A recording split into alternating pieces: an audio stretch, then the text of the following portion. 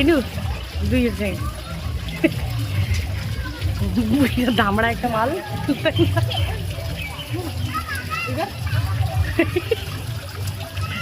আস্তে আস্তে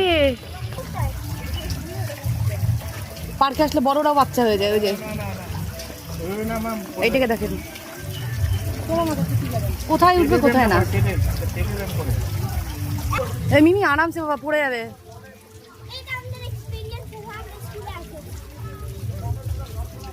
ওই দেখ এ পড়ে যাবি।